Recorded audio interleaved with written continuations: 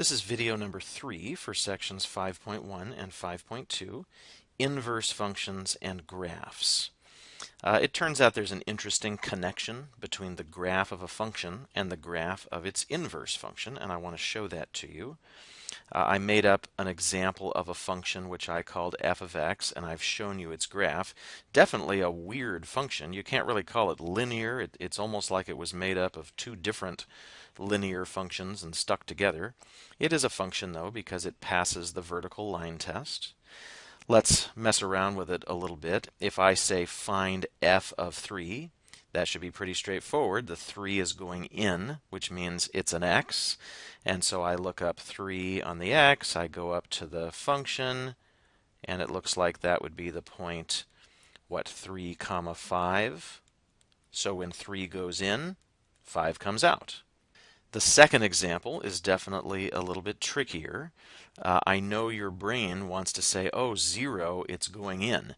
Yeah, but it's going into the inverse function. And I don't have a picture over here of the inverse function. I only have the original function.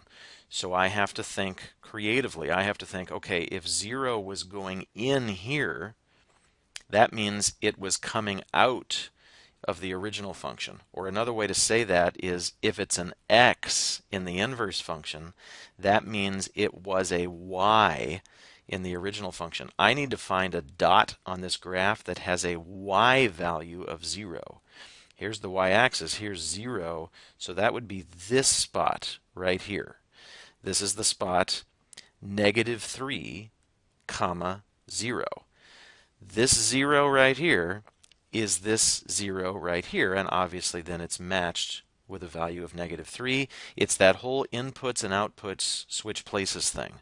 In the original function, -3 goes in, 0 comes out. Therefore, in the inverse function, it's reversed. 0 goes in, and -3 comes out. Just like we did with the table, of course, it would be easier to work this problem if we just had a graph of the inverse function sitting here. Then we wouldn't have to think so much. Well, how can I come up with that graph?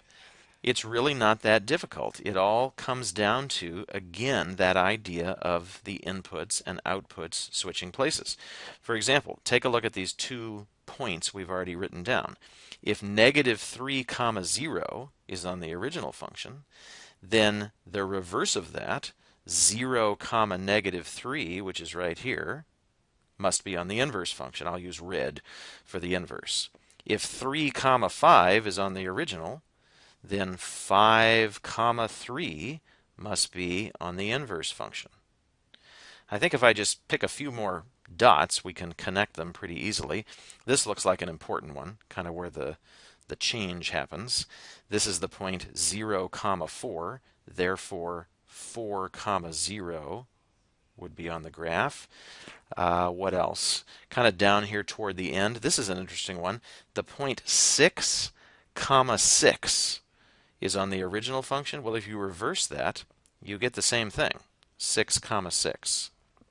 Hopefully that's enough for you to see how to connect the dots. You could always do a few more if you needed to. Essentially what you're going to end up with is this. It's got a similar shape, doesn't it, to the original function, but of course it's not exactly the same thing. If you go back to this example, this is now very easy because if I want to find f inverse of 0, I now have the red graph, which is the f inverse function. So all I'd have to do is look up 0 on the x-axis, go to the red function, and of course there's my -3. Really, though, what I wanted to show you is the symmetry here between the function and the inverse. I don't know if you can tell, but these two functions are actually mirror images of each other across a certain line, and it probably just depends how good of a visualizer you are.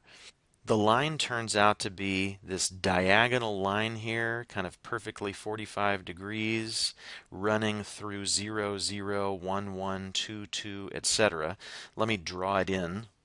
If you look carefully, you can see that every point on the red graph has a mirror image point on the blue graph, just directly on the other side of the green line. For example, here's the one at 4, 0, and you can see right through the mirror that original point at 0, 4.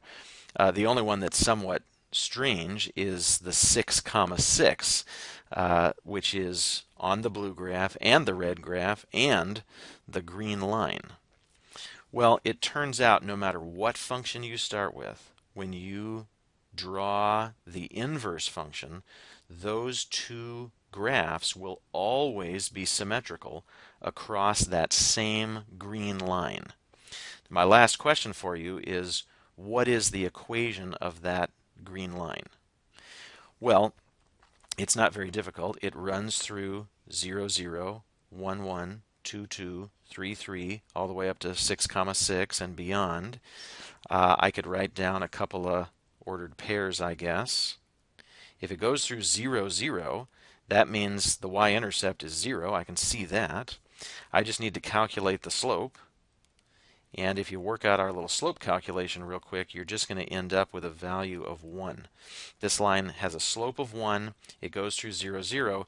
Therefore, the equation is y equals 1x plus 0, y equals mx plus b, which simplifies to just y equals x. And that's what goes in the blank here. The result that we were coming to, the symmetry result, is that when you graph f of x and you graph f inverse of x, they will always be mirror images. They will always be symmetrical across that same diagonal line, y equals x.